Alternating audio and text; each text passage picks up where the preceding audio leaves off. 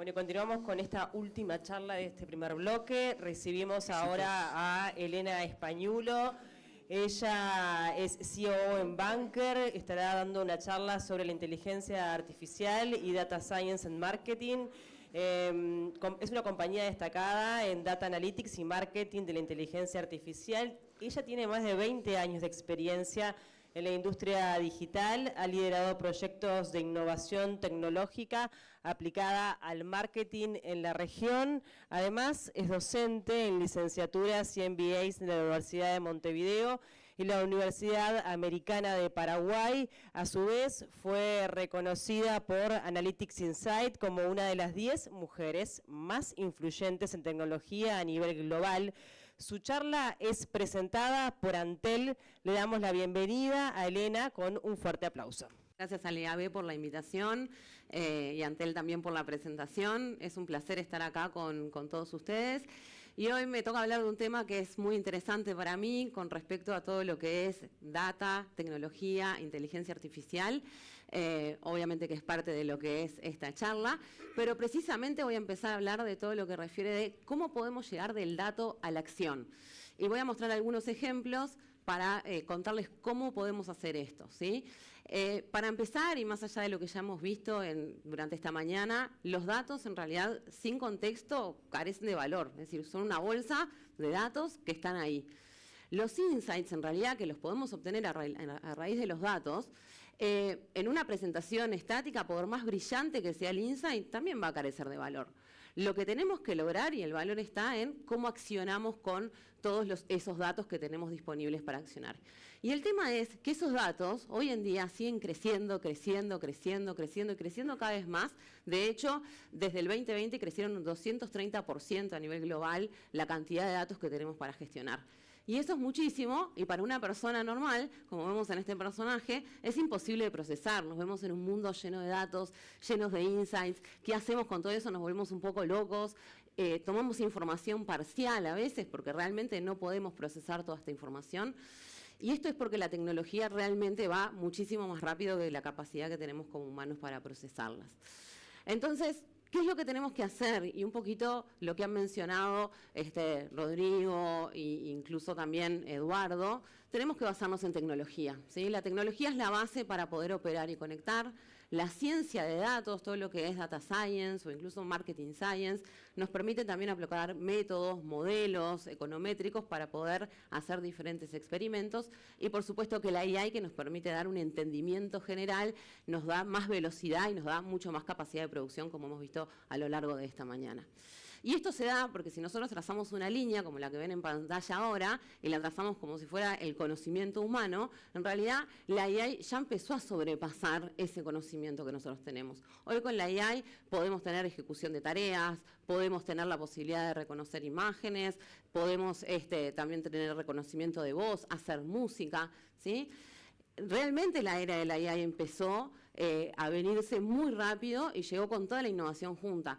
Empezamos con el text to chart, text to video, text to insight, seguimos con el image to voice, image to music, video to image. En definitiva, todo a todo, ¿no? Es decir, eso es lo que nos da la AI hoy y nos permite seguir accionando con datos. Hay miles de AI hoy. De hecho, no está cuantificado el número real todavía de cuántas AI hay, pero realmente hay muchísimas. Y por mencionar algunas, que muchos de ustedes seguramente ya usen, porque uno cuando le pregunta a alguien, ¿usás AI?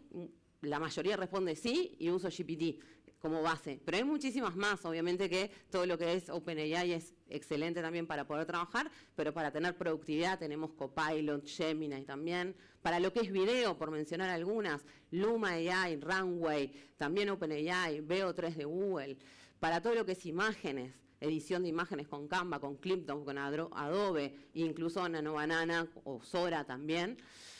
Con todo lo que es música y voz, se vinieron herramientas como Eleven Labs, que nos permite, agregando un texto, nos hace una locución, nos hace una voz, en donde podemos agregar nuestros diferentes materiales. Suno, que mediante un prompt podemos generar música nueva. Entonces, hay un mundo de posibilidades que tiene la AI que nos permite ser mucho más productivos, mucho más creativos y mucho más rápidos. Pero no solamente es la AI, también es la ciencia de datos. Los modelos de data science también nos dan dirección estratégica, ¿sí? Nosotros tenemos diferentes modelos que podemos trabajar, algunos aplicados al marketing y un poco por los que estamos todos acá, los modelos, por ejemplo, de Marketing Mix Modeling, que nos permiten entender cómo se dio la atribución de los diferentes medios digitales a nuestras ventas, ¿sí? Entonces, lo que podemos tener acá es generar modelos con Data Science que entiendan cómo fue la relación de nuestra inversión publicitaria en diferentes medios, tanto digitales como no digitales, con la contribución a nuestras ventas. Y eso nos permite entender perfectamente cómo nosotros podemos realocar después nuestra inversión. Entonces, no es solamente la IA la que nos va a permitir accionar. Estos modelos también realmente nos aplican todo lo que es la parte más de ciencia de datos para poder entender esas contribuciones.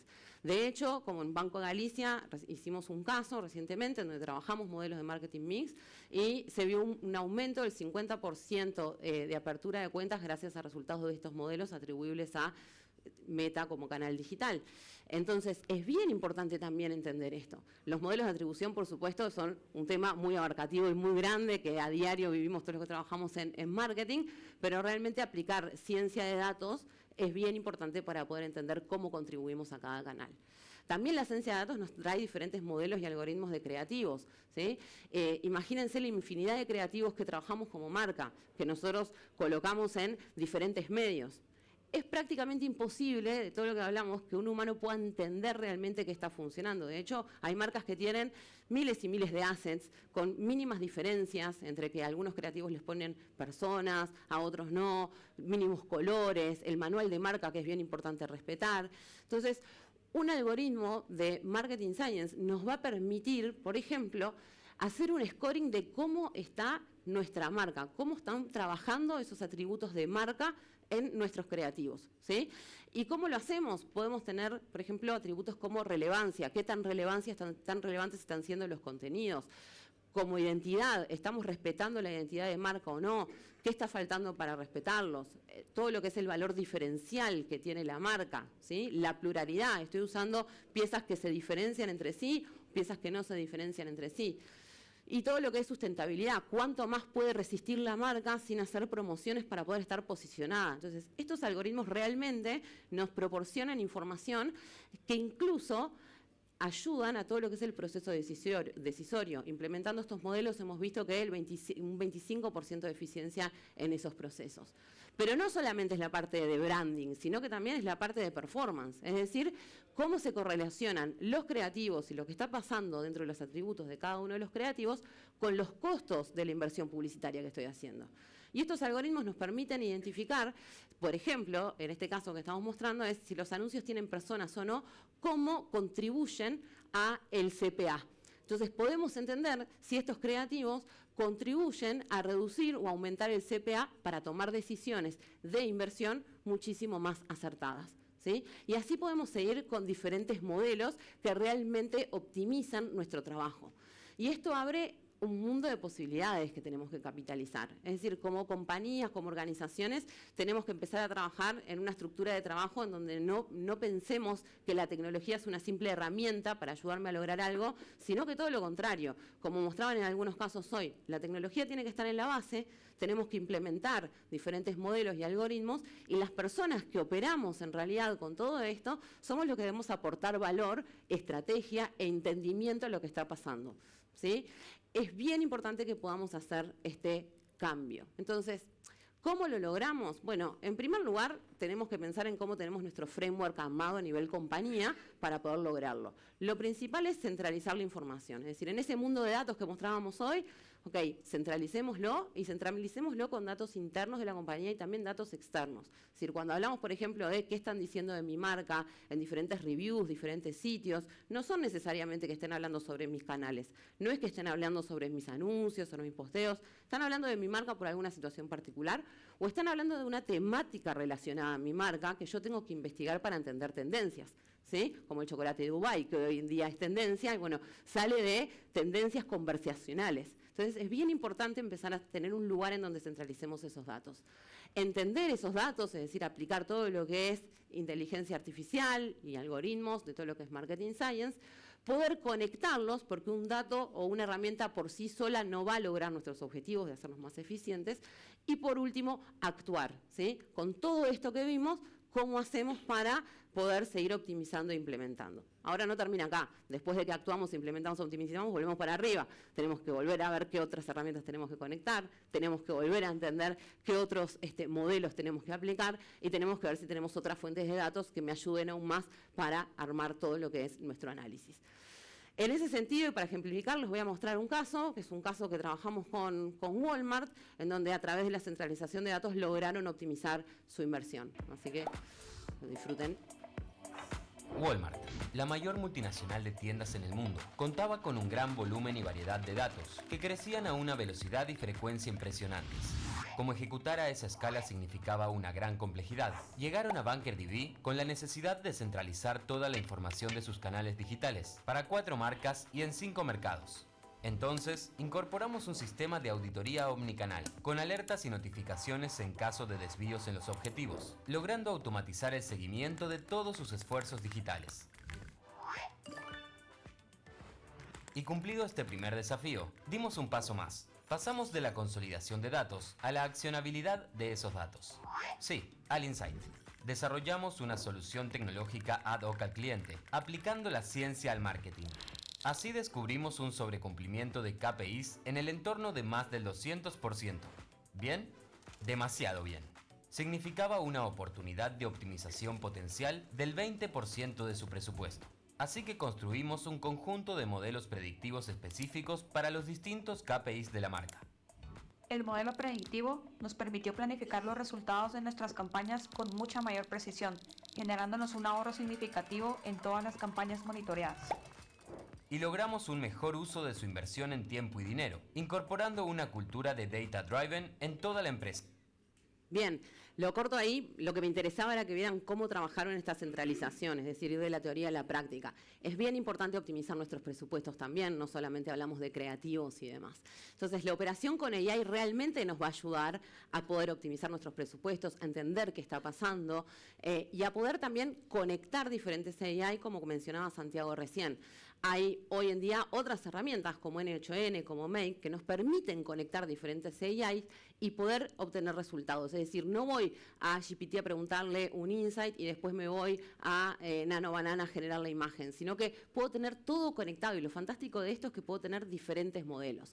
A eso es lo que yo le llamo la cooperación con AI. Es decir, nosotros como las AI trabajando juntas y nosotros como humanos también trabajando con la AI. ¿Sí?